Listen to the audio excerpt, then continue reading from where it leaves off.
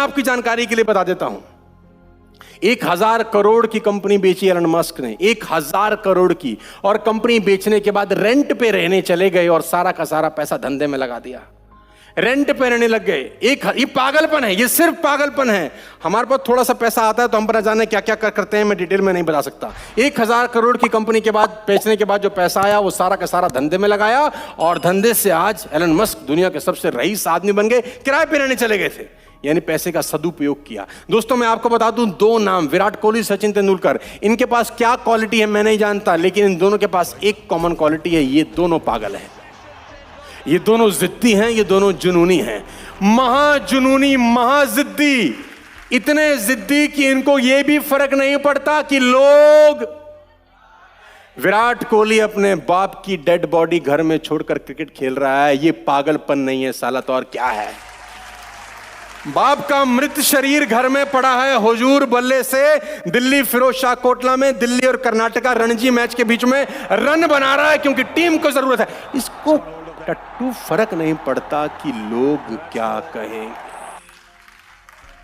Ladies and gentleman, जिस आदमी ने ट्रॉफी लिफ्ट कर रखी है, पिता के अंत्येष्टि करने के बाद 1 दिन के बाद कीनिया के खिलाफ वर्ल्ड कप में क्रिकेट खेल रहा है, 1 दिन के बाद, in a gap of just 1 day. कहना बहुत आसान होता है, करना बहुत मुश्किल होता है। हमको जुकाम भी आ जाता है तो साला हम कॉम्प्रोमाइज कर लेते हैं, आज थका हुआ हूं कल करूंगा।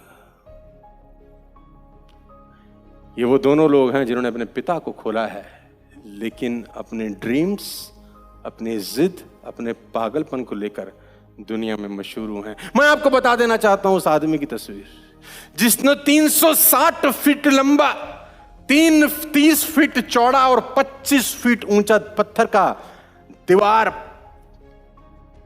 पहाड़ एक हाथ से काट दिया, 2 हाथ से काट दिया। ये पागल, अच्छा कभी आप अकेले में बैठ के सोचें, क्या ये पागलपन नहीं लगता तुमको? I am talking about Bihar man Dashrath Manjhi, जिसने सिर्फ एक छीनी उठाया, एक हथौड़ा उठाया और पहाड़ तोड़ने चला गया। पहाड़ का क्या कसूर था? पहाड़ का ये कसूर था, तूने मेरी बीवी को क्यों गिराया? जब तक तोड़ेंगे नहीं तब तक छोड़ेंगे। अब मैं तुझे बताता हूं। लोग बोलते दशरथ पागल है, पहाड़ से लड़ रहा है, बोला काट दूंगा साले को, छोड़ूंगा नहीं। ये इसमें कौन सी स्किल चाहिए? एक ही स्किल चाहिए, पागलपन, जिद, भूख। 360 फीट लंबा रास्ता, कहना बहुत आसान है, 20 साल लग गए, लेकिन साले ने काट दिया अकेले दम पर। क्या कोई स्किल की जरूरत है? किसी कॉलेज में जाने की जरूरत है? किसी यूनिवर्सिटी में जाने की जरूरत है? कैम्ब्रिज जाने की जरूरत है? नहीं, एक ही चीज पैदा करनी है। शराबी को तुम ड्राई एरिया में छोड़ दो, जिद उसकी इतनी है, शाम को पिए मिलेगा तुम्हें। ड्राई एरिया जहां मिलती ना हो, दूर दूर तक ठेके का नामो निशान ना हो, पैसे भी छीन लो, सुबह 10 बजे भेज दो, शाम को सेट मिलेगा। कहां से पी के आएगा पता नहीं। क्या चीज चाहिए दोस्त? तो कामयाब होने के लिए कौन सी यूनिवर्सिटी में पढ़ने की जरूरत है? सिर्फ एक ही यूनिवर्सिटी जो जिद सिखाती हो। दोस्तों उम्मीद करता हूं कि आपको ये बिजनेस मॉडल समझ में आया होगा। अगर फिर भी समझ में नहीं आया तो आप डायरेक्टली उस व्यक्ति को कॉल कर सकते हैं जिसकी वजह से आपके पास ये इंफॉर्मेशन पहुंची है। आखिरी में मैं आपको सिर्फ इतना जरूर बताना चाहता हूं कि नेटवर्क मार्केटिंग कोई जादू की छड़ी नहीं है कि छड़ी घुमाएंगे और पैसे आ जाएंगे। जी हां, ये बहुत मेहनत मांगता है, डेडिकेशन मांगता है। ये आपसे 3 से 4 बरस मांगता है। 3-4 बरस अगर आप इसमें डेडिकेशन के साथ काम करते हैं तो ये आपकी लाइफ को बदल सकता है। जी हां, 3 से 4 बरस अगर आप इसमें डेडिकेशन के साथ काम कर सकते हैं तो ये आपकी लाइफ को बदल सकता है। इसमें आप पार्ट टाइम इन्वॉल्व हो सकते हैं। आप अपनी जॉब कर रहे हैं, साथ-साथ 2 घंटा शाम को आप इस बिजनेस को दे सकते हैं। 2-2 घंटा अगर आप डेली इस बिजनेस को देंगे, हफ्ते में 10 से 12 घंटे आप इन्वेस्ट करेंगे तो आपके लिए सेकंड सोर्स ऑफ अर्निंग बन जाएगा।